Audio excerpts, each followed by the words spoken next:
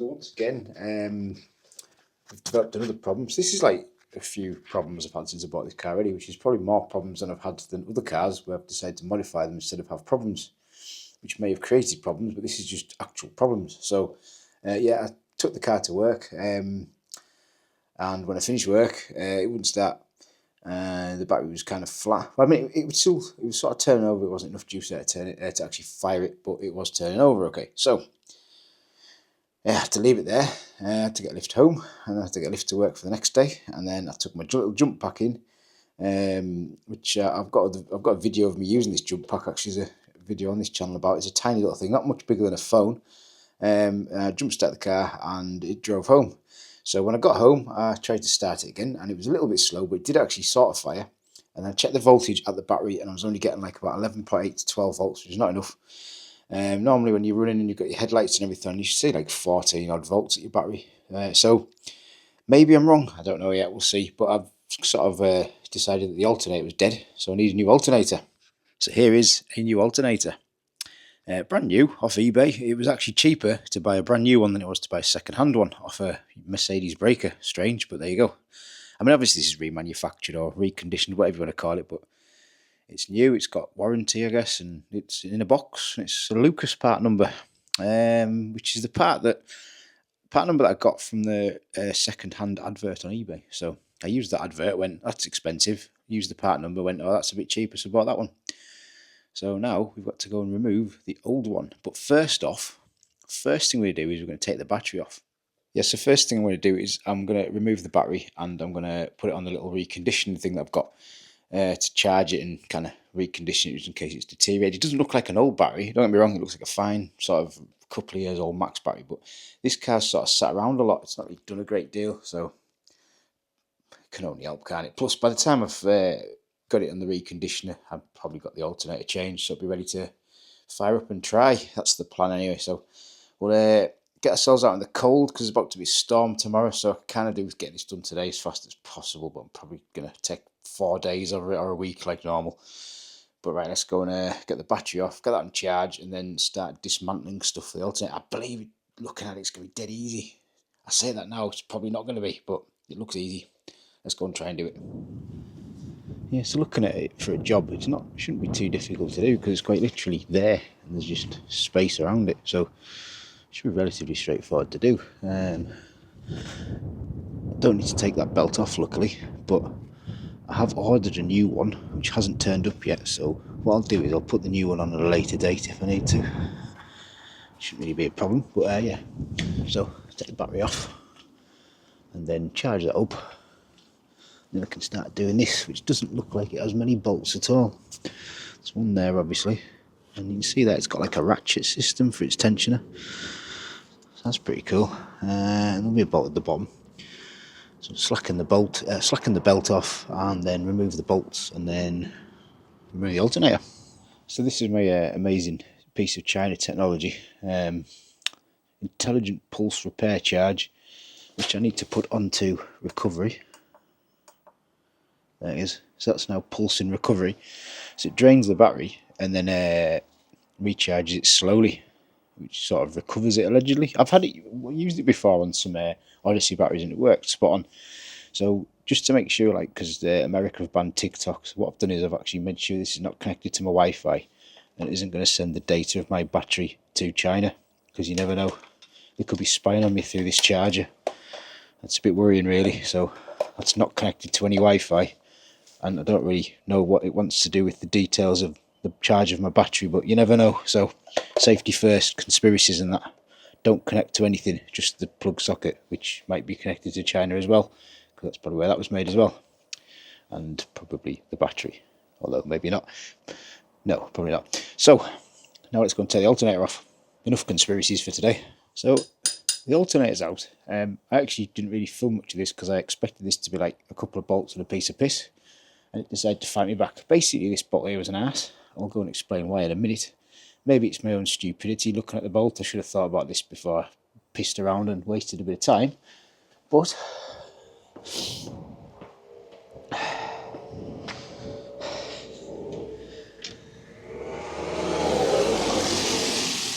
just ignore the postman. Down there, this bracket here, the head of this bolt sits flush in this bracket, which I'll try and put it back in just so you can see. And then it goes all the way through there, as you can see now. Goes through there into the alternator. So when you look at this, that's flush against that bracket, and you can't get anything on it at all to turn it.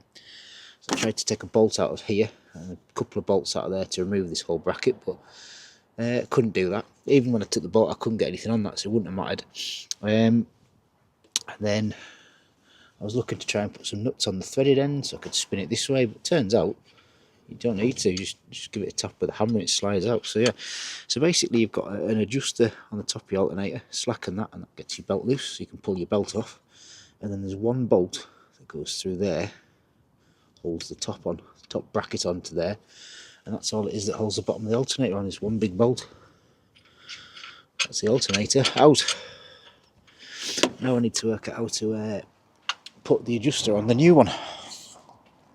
I'll probably best take all these bolts in with me so I don't lose them all. But yeah, 2 bolts, alternator out. So yeah, so we're now checking the 2 alternators side by side just to make sure they are the same, which they're not. Now physically they look the same. I mean they do look the same. They're a different part number though. So that's what is that? 823, and this one's a 989.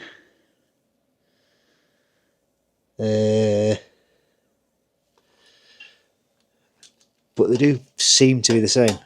That pulley's bigger than this one. That one's a smaller pulley. Not by much, but hopefully that's not going to be a problem. But otherwise, the actual orientation of the bolt holes, everything's the same otherwise. So that should fit on, hopefully. But I'm now waiting on the belt to come because it hasn't come yet. I don't know if that's coming today or tomorrow. Also, I noticed actually, this here has a pin there. See there? It's got a pin. There's something missing. So this one on the back of it, it's got that same pin there. It's got that, whatever that does. Don't know what that does, but it's got that, which this doesn't have.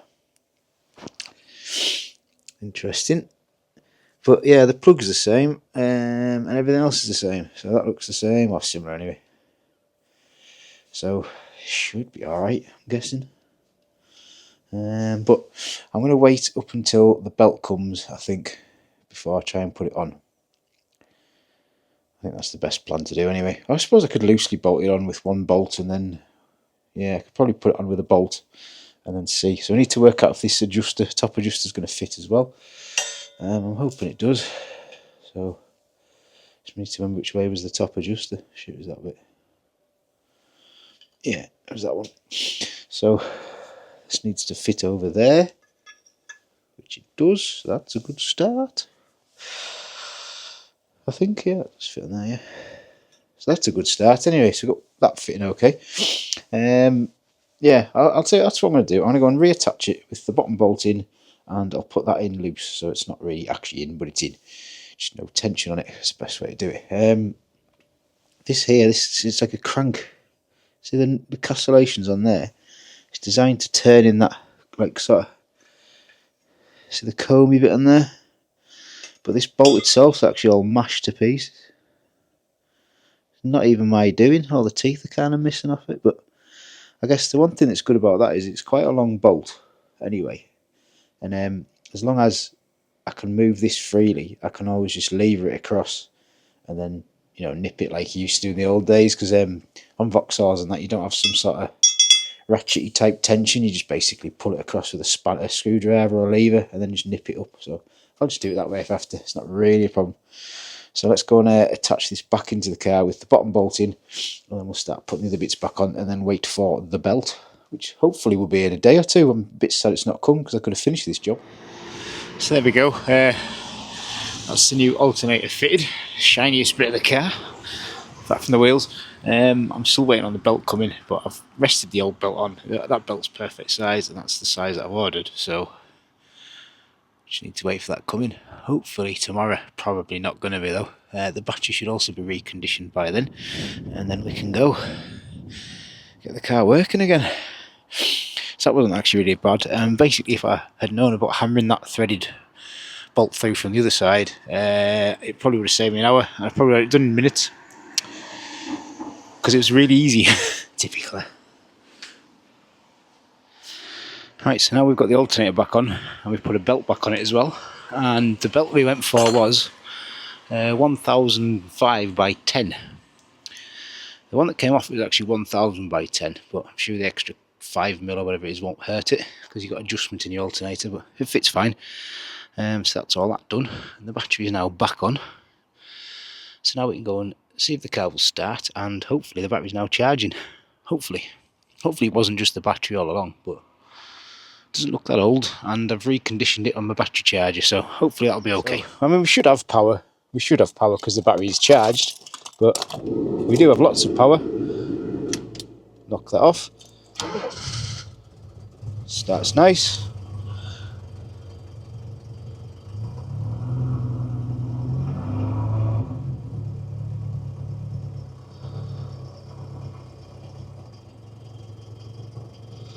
Ticking over a little bit low, but sure it's got a leak from the exhaust, which is something I probably need to look at and get fixed. But yeah, need to sort the cold idle over because it is pretty bad. Let's go and see some steam coming from the front. Let's see what that is.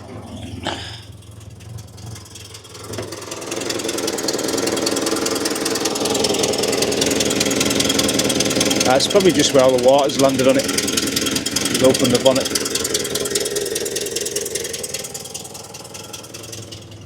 We're back and live.